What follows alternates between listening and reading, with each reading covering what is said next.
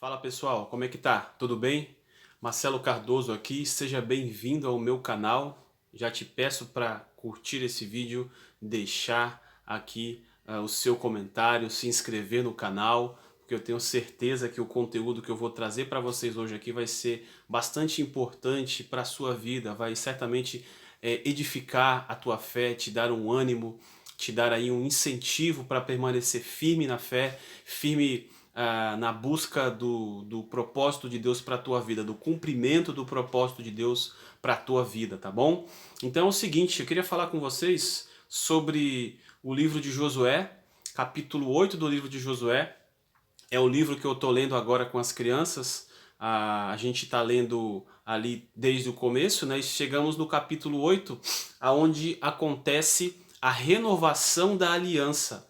Deus agora, o povo de Israel, né? O povo de Deus agora sendo comandado por Josué, o substituto de Moisés, tem ali um momento de renovação da aliança, a aliança que Deus tinha feito com Moisés e com Abraão, Isaac, Jacó, enfim, Noé, né, lá mais anterior ainda. Então Deus acaba renovando essa aliança com o seu povo nesse momento em que o povo está agora entrando, né, já entrou na terra de Canaã, e ali, você conhece, você se lembra da história, o povo tinha que expulsar os outros povos que estavam morando lá na terra, né, que Deus deu para eles, mas ela não estava vazia, estava ocupada, e eles tinham que expulsar essas pessoas, esses outros povos de lá.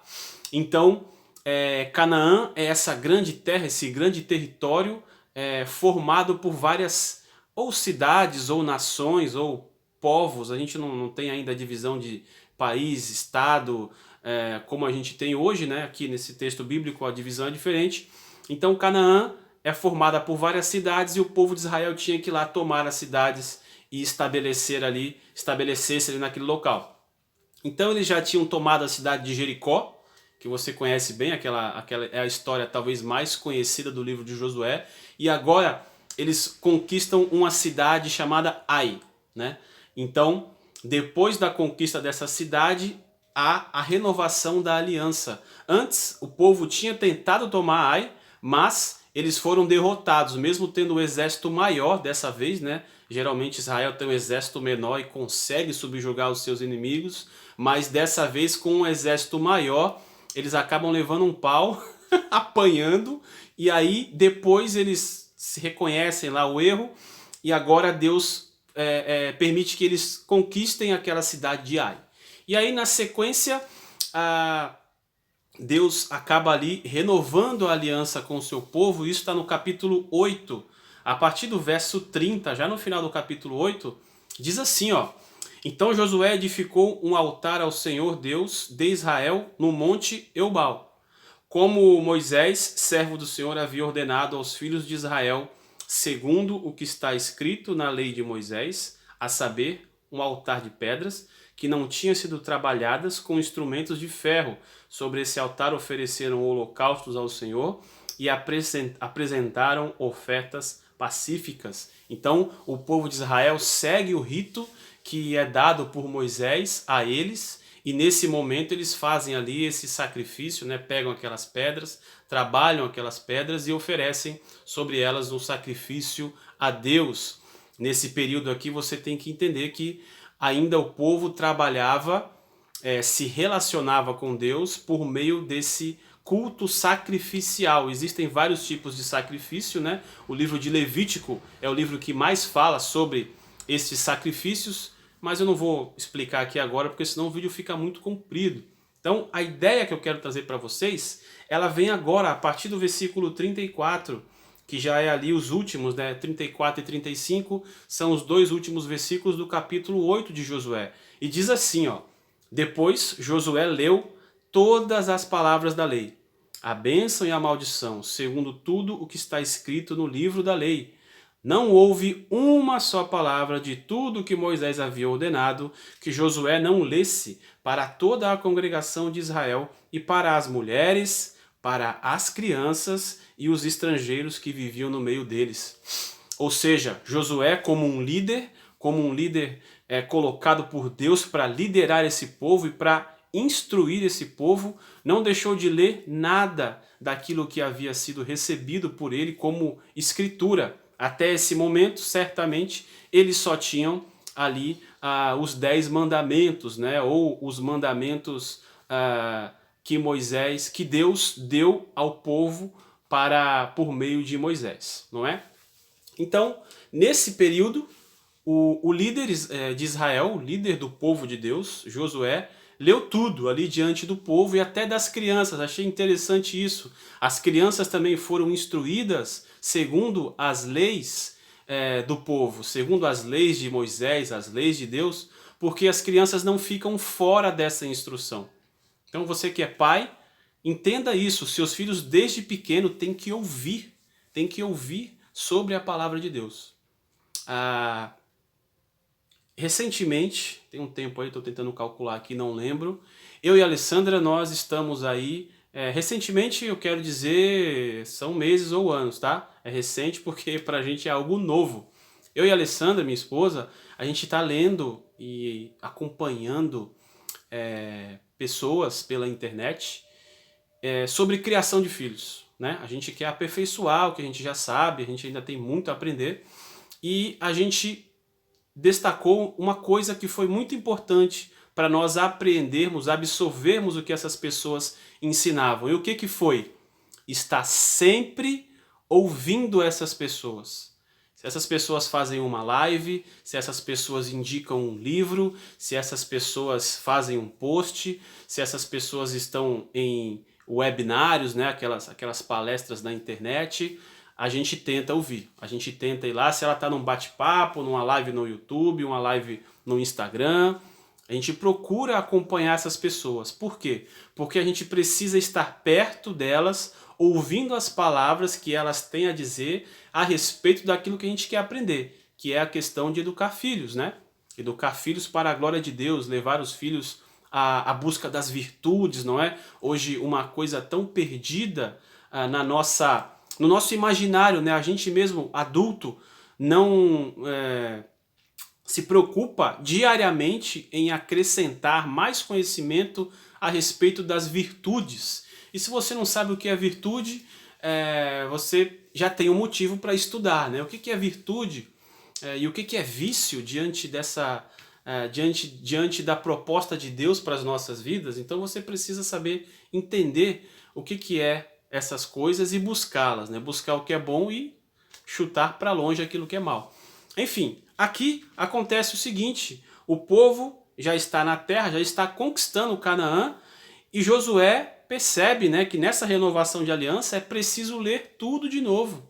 É preciso ler para que o povo se lembre daquilo que Deus falou para eles, para que eles possam colocar em prática, porque se vocês perceberam o que eu falei, eles entram numa terra já habitada por pessoas que não tinham a mesma fé que eles.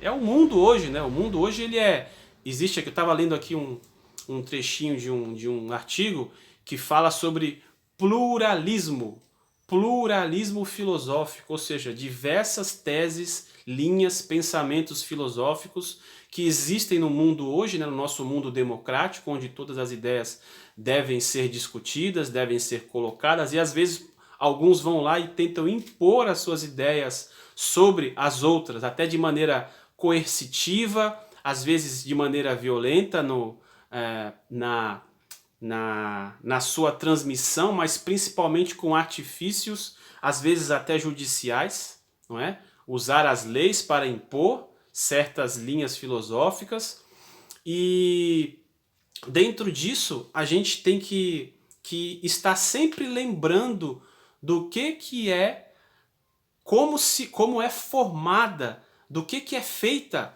a nossa confissão de fé, a nossa base moral, aquilo que a gente acredita, aquilo que a gente sabe que vai ser bom para os nossos filhos. Então, como Josué e o povo de Israel aqui, depois de terem conquistado a cidade de Ai, fizeram, precisamos fazer hoje também.